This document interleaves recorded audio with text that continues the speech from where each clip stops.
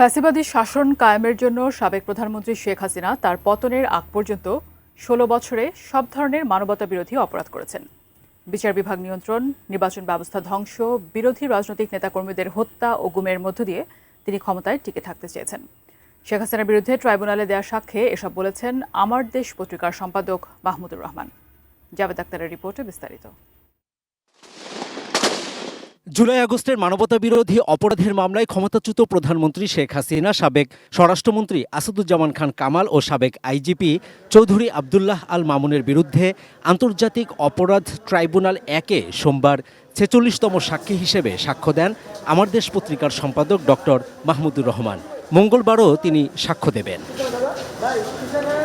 একজন সাংবাদিক, লেখক ও ইতিহাস গবেষক হিসেবে তিনি তার সাক্ষ্যে শেখ হাসিনা সরকারের ফ্যাসিবাদী শাসনের উত্থান, বিকাশ ও পতনের কথা তুলে ধরেন। তিনি বলেন, ভারতের সহযোগিতায় ২০০৮ সালে নির্বাচনে আওয়ামী লীগের ভূমিধস বিজয়ের পর শেখ হাসিনা ফ্যাসিবাদী শাসন কায়েম করতেই বিডিআর হত্যাযজ্ঞ ঘটান। বিডিআর হত্যাকাণ্ড, শাপলা চত্বর হত্যাকাণ্ড এবং আদালতগুলো যে তাদের কৃতদাসের ভূমিকায় অবতীর্ণ হয়েছিল সেই বিষয়গুলো কিন্তু তিনি বলার চেষ্টা করেছেন। আগেও দেখেছি যে বিচারের নামে অবিচার হয়েছে। আগে যেটা প্রতিহিংসার ব্যাপার ছিল, প্রতিহিংসার বদলে আমি ন্যায় বিচারের কথা বলছি। আমরা যেন আবার ন্যায় বিচারের নামে ফাঁসি চাই স্লোগান শুরু না করি। এই ফাঁসি চাই স্লোগানের মাধ্যমে বাংলাদেশে ফ্যাসিবাদের প্রতিষ্ঠা পেয়েছিল। রোজকার সাধারণ খাবার এখন হবে অসাধারণ। প্রাণ স্বাদের মশলা, স্বাদ বাড়ায়, ঘ্রাণ ছড়ায়। সাক্ষ্যে মাহমুদুর রহমান বলেন, সেনাবাহিনীর প্রতি শেখ মুজিবুর রহমান ও শেখ হাসিনার বিদ্বেষ বাকশালের পতনের পর থেকেই। বিচার বিভাগকে ব্যবহার করে শেখ হাসিনা বিএনপি চেয়ারপারসন খালেদা জিয়াকে তার ক্যান্টনমেন্টের বাড়ি থেকে উচ্ছেদ করেন। তত্ত্বাবধায়ক সরকার ব্যবস্থা বাতিল করে স্বাধীন বিচার বিভাগকে কলুষিত করেন বলেও সাক্ষ্য দেন মাহমুদুর রহমান।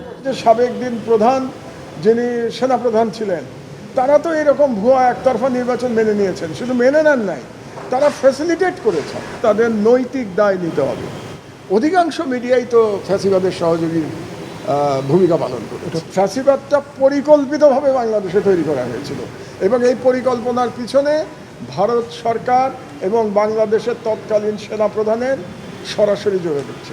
শেখ হাসিনার ফ্যাসিস্ট হয়ে ওঠার পেছনে সরকারের বিভিন্ন অঙ্গ সহযোগী ভূমিকা রেখেছে বলে জবানবন্দি দেন মাহমুদুর রহমান। এক্ষেত্রে তিনি বিচার বিভাগ, পুলিশ, নির্বাচন কমিশন, সেনাবাহিনী ও র্যাবের বিভিন্ন ঊর্ধ্বতন কর্মকর্তা এবং বেশ কয়েকজন রাজনীতিবিদদের নাম তুলে ধরেন আদালতে। মানবতা বিরোধী অপরাধ যাদের নাম আমি বলেছি, বিশেষত যারা গুম, খুন কিংবা অন্যান্য ফৌজদারি অপরাধের সাথে জড়িত, তারা অনেকেই পালিয়ে গেছেন।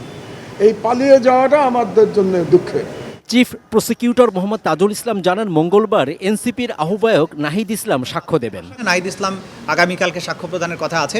আর যে ফরমাল একজন সাক্ষী আছে আমাদের, সেটার মাধ্যমে আশা করছি এই মামলার সাক্ষ্য গ্রহণ সমাপ্ত হবে। যথেষ্ট শক্তিশালী অকাট্য সাক্ষ্য প্রমাণ ইতিমধ্যেই আদালতে উপস্থাপিত হয়েছে। Javed Akhtar, ATN news, Dhaka.